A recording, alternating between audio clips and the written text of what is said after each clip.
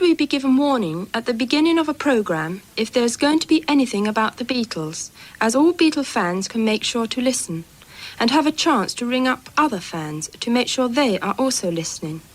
Hi everybody, this is John here. This is Paul, George, and Ringo. And we're very happy to be on your programme once again. I am very happy to welcome Philip Norman, the author of Shout, the first serious biography of the Beatles, and books on John Lennon, Paul McCartney, and George Harrison, among many others. He has just published a book called Mr. Moonlight. It's a biography of Brian Epstein. Welcome, Mr. Norman. Thank you very much. Nice to be here. What was your motivation for writing Mr. Moonlight? I had written about Brian Epstein, of course, in the books that I'd written about the Beatles collectively, Shout, then the individual biographies of Lennon, McCartney, and Harrison. But I realized in writing those other books how much I really still had to write about Brian Epstein. Firstly, the scale of his amazing achievement, absolutely amazing achievement, without any experience of pop management. I mean, to have really taken the Beatles to that extraordinary level and kept them there, and by his just instinct, with a lot of good luck, just had a career like no other pop manager before or since. But also the problems that he was always having to face. Firstly, homophobia. This was a time of dreadful sexual intolerance, and also anti-Semitism. We think that is peculiar to our times now, but it's not. It was very bad. And Brian never really got away from it in his, unfortunately, very short life, because he died aged only 32. What was the single most important new information in the book? Well, I go right back to Brian's childhood, and the only really sort of happy gay relationship he ever had was when he was really only in his teens. So I think that there is a revelation all along the way, really. But it's actually the scale of his achievement. When he started out, as you probably know, he was laughed at for saying that these young lads that he'd found in this Liverpool cellar would be bigger than Elvis Presley. After 2 years in his hands, they were bigger than 20 Elvis Presleys. They were bigger than any earthly measurement could register. And the way that he protected them, the way that he looked after them, because Brian really, he wasn't going to marry because he was gay. He wouldn't be allowed to adopt children because he was gay. So he treated the Beatles not like his clients, but as his children. He protected them as if they were just his kids and adored them. He was on two levels, really, with the Beatles. He treated them as his children and created this protective screen around them, so that, you know, the fame that they had was appalling. It was terrifying, could have torn them to pieces, not only mentally, but physically. But also he was utterly in love with John Lennon. He was infatuated with John. He never really showed it except once on very ill-advised occasion. But it was always there. It was like scar tissue that could always bleed afresh without warning. So there seemed, to me, there was so much more to say. Did his sexuality and the social attitudes of the 60s prevent him from receiving more of the recognition he should have gotten? It was both in the sense of anti-Semitism and in homophobia. It was a peculiarly British kind of prejudice that only the victim knows about. It's a kind of stealthy prejudice, the British kind, no less insidious than raw, overt prejudice. He was always aware of it. I mean, for instance, when the Beatles were playing the Royal Variety performance, the Queen Elizabeth, the Queen Mother, was present. He wasn't allowed, he wasn't in the receiving line to shake hands with the Queen Mother. I mean, little things like that all the time. Or even when he was at the height of his fame, he thought perhaps that when he branched out into lots of other areas apart from running pop bands and pop artists, at one point he had a theatre called the Savile Theatre. He knew from experience, he always loved the theatre himself, that the theatre was more sort of tolerant than other parts, you know, other realms of the arts. And yet he was having lunch with his associate, Geoffrey Ellis, in this restaurant, the Mirabelle. And this very well-known actor walked out and walked past Brian's table and was heard to say loudly, "I didn't know they let queers in here now." He never got away with horrible moments like that. You mentioned the fact that Brian had an attraction for John. Can you go into that a little deeper and also talk about how John felt about him? Well, John, to begin with, like all of the others, was very impressed because Brian was obviously wealthy. The Beatles had had other kind of managers who were sort of, a bit of a sort of mixed bag of, very much in it for themselves. Brian already had money. He didn't need money. With Brian, it was something else. It was a sort of fascination with these very, very good looking young lads, which was he was going to keep really on that level, except that, John did fascinate him. And at one stage, he did very ill advisedly. Just after John's first son, Julian, had been born, instead of, John going bonding with his new son and comforting his very overwrought young wife, went to Spain on holiday, just the two of them with Brian. And that was very, very risky thing to do. Luckily, it never got into the papers. That would have been the end of Brian. It would be the end of the Beatles, probably. But John, being John, very, very mischievous, could be very cruel, would sometimes play on Brian's fascination with him, Brian's love of him, Brian's adoration of him. So there were moments when a friend, someone I knew very well who was close to Brian, said that Brian would sit in his car afterwards crying, literally crying, over the things John had said to him. The Spanish holiday has been discussed a lot, and whether, anything happened. As far as you can tell, did anything happen there?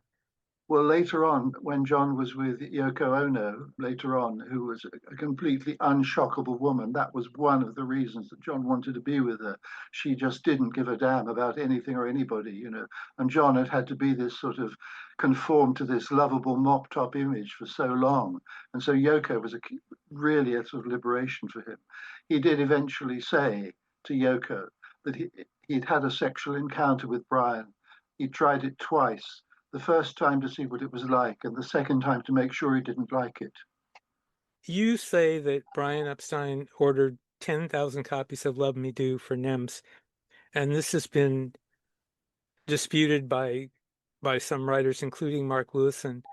What did you base that on? Well, Brian, first of all, had an absolutely free hand in running his family's record department in the family store, NEMS, which there were two or three eventually. And so his instinct for ordering records that other stores in Liverpool were not ordering was he had a very good track record on that. This man, Joe Flannery, who had been his lover when they were both very young, who was always close to Brian after that, said that Brian had taken him into a storeroom and shown him all these unopened cartons of records, and even sung a little song about them. Which said, "Here we go gathering dust in May." It was like, "Here we go gathering nuts in May." But what he didn't realize was that wasn't really any use in getting the Beatles into the top 10, or certainly not just about into the top 20, maybe, because that's not how the charts were calculated in Britain at the time. But Brian had always been willing to spend endless amounts of money before this incident, before they actually got onto record. Brian was willing to shell out money to anybody who could get them into the charts. So he, according to that logic, he did order the 10,000 copies then. There is nothing to say that he didn't. And his father, it wasn't like chart fixing. It was attempted chart fixing. But Brian had complete discretion in that sort of thing. The argument is that his father, who was the boss of the company, would never indulge in anything like chart fixing. But that's just Brian was left to get on with it. And because his track record in ordering hit records was very, very good. He really expanded his empire from the Beatles, taking in all the other groups that like Jerry and the Pacemakers and Cilla Black. And he also, you mentioned he bought the theater. Were there other things he did that are lesser known? Well, his real ambition, first of all, was to be originally an actor. He'd been a rather good actor. He went to the Royal Academy of Dramatic Art and had very good reports from there. But he really became an impresario. He became a mogul. There was a time before the Beatles were really famous when he was putting them on Merseyside in these gigantic, spectacular concerts. He was an impresario, and he took the only person who came near his sort of devotion to the Beatles was Cilla Black. And Brian, at another point in his life, had wanted to be a couturier. So he took a tremendous interest in Cilla's hairdos and her gowns and that sort of thing. You know, he had many, many talents, which all came together somehow in this unique sort of management figure who had so much more than just management to offer. Talk about how his relationship with the Beatles evolved from beginning to end. Well, to begin with, they were very impressed by him because he had money. He didn't need money. He had a nice car.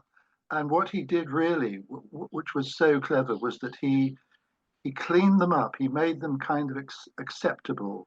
Rock and roll still had the sort of blue collar sort of element about it after the 1950s and the smashing up the cinemas that happened in Britain with Bill Haley and the Comets and all of that. Mm-hmm. And he, as one fan at the Cavern Club, they suddenly looked as if they'd been steam cleaned after Brian had got them suits, not just tatty group, beat group suits, but really nice, tailored, bespoke suits. But he did not interfere with their music and he did not interfere with their personalities. And he gave them his refinement.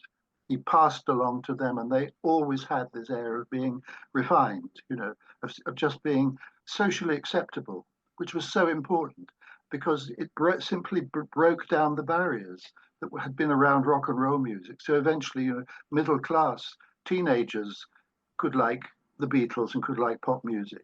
And so could the aristocracy and even the royal family in the end were captivated by this. It's extraordinary, social and cultural achievement. And it continues on through today, and that's even more amazing. You suggest that Brian might have been killed by the mob in the book. Do you actually believe that, or I'm not? I mean, is it some? Did you just write it down as like a journalist, or is that your actual view? I don't write anything I don't believe. And Okay. also, one can never really know for sure. There were certain very, very strange aspects of his death.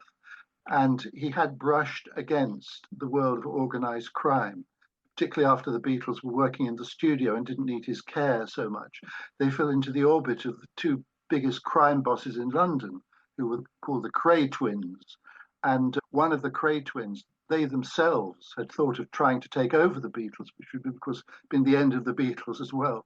But one of the Cray twins commented, because the Crays were the mob's representatives in Britain, and after Brian's death, it was Reggie Cray who was marginally the less sort of savage and predatory of the two of these twins, said it to a very, very reputable journalist I knew in Liverpool, it wasn't us, which meant it had been somebody.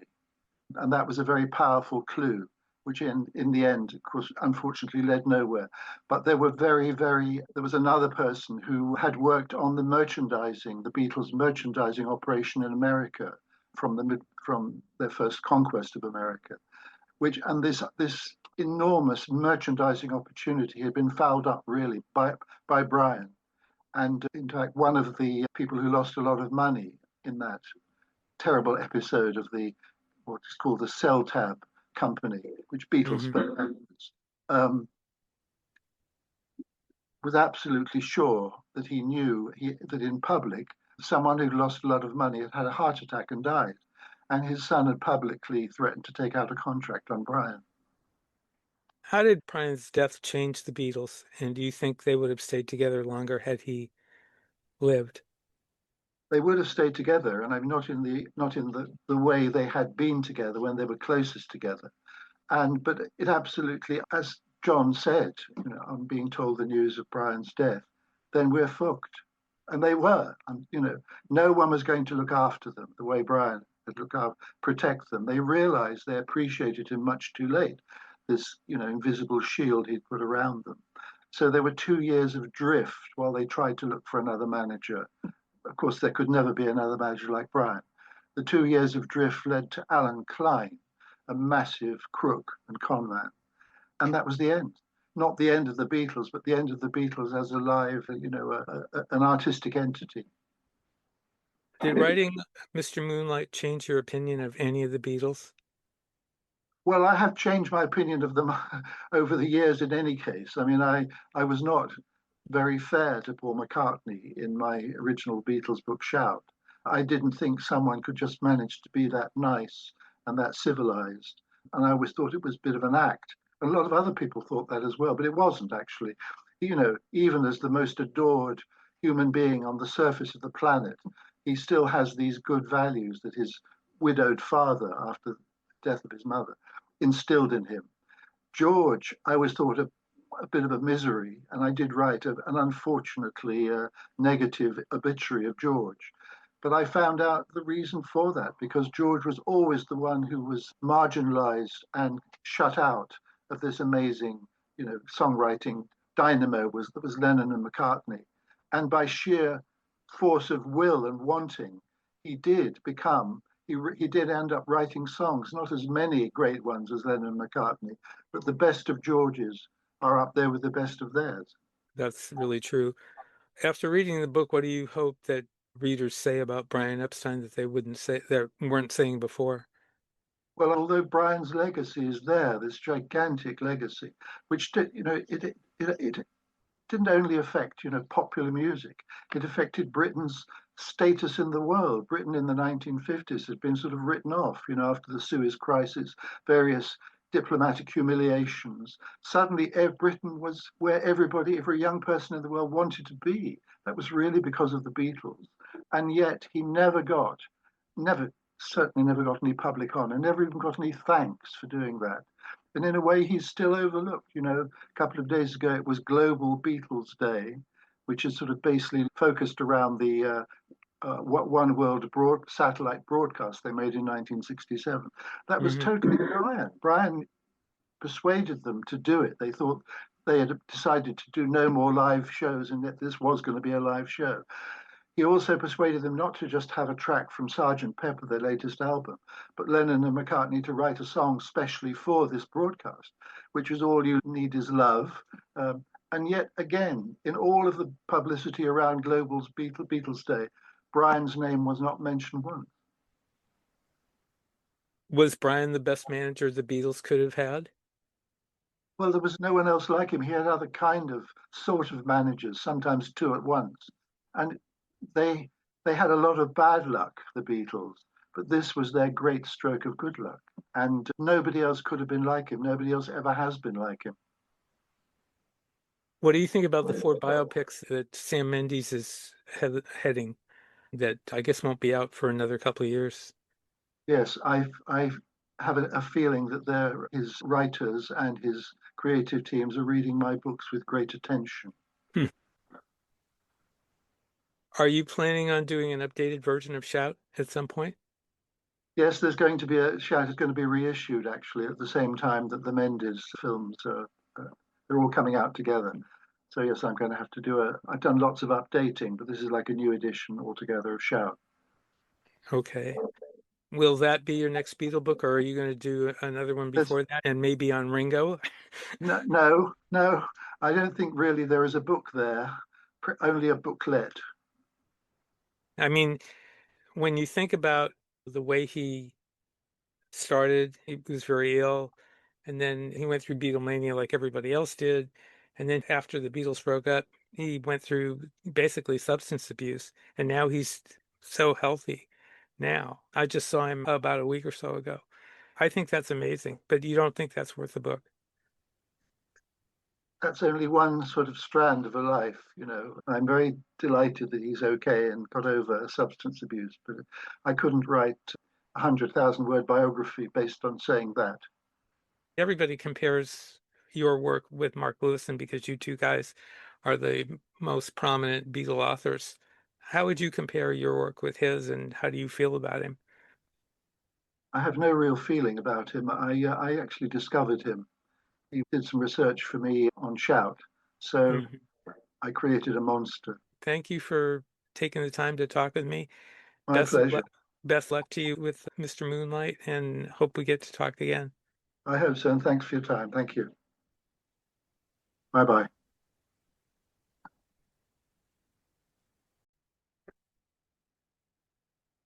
We saw two concerts recently, Ringo Starr and Peter Asher, that we thought we should tell you about.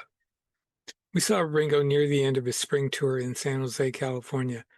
While the set list didn't have any surprises in it, what was nice to see was how well the band was interacting with each other and the audience.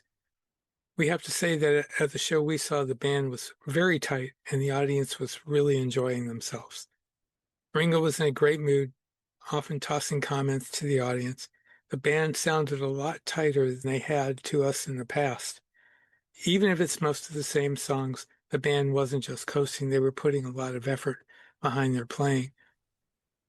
Of course, the show ended with a little help from my friends and Give Peace a Chance, in which Ringo did his customary jumping jacks on stage. For a guy who was just about to turn 86 the night we saw that show, he does a lot, and he definitely gets around. Ringo just announced a summer tour on the East Coast, and we really recommend a show if it comes near you. We also saw Peter Asher during this time period, and we saw him in a small venue show in Danville, California. The place was pretty full, and the show, in which Asher and his band, which consisted of two other musicians, really filled the hall with some great music. The show is bookended at the beginning and the end with World Without Love in two different versions. At the beginning, you'll hear the original Paul McCartney demo, which brought a lot of oohs and ahs from the audience who apparently hadn't heard that before. At the end was Asher leading the audience in a sing-along of Peter and Gordon's first #1 hit, World Without Love. And the audience really got into that. Another great part of the show is the electronic reunion with Peter's original singing partner, Gordon Waller, on the Peter and Gordon hit, Woman, that was also written by Paul McCartney. It's a very emotional experience. Asher is also the star of a recently released documentary called Peter Asher Everywhere Man, which has started showing in selected theaters around the country. Though an independent production, the film covers much of the same ground as Asher's show. In other words, it concentrates more on his older work than his newer work, and it's a great experience. But so is the live show. Asher, who has been famous as both a singer and a musician and a renowned record producer, is a great showman in these little shows. We're also happy to recommend the movie Peter Asher Everywhere Man, which has some great archival material along with the story of his musical career. Be seeing you.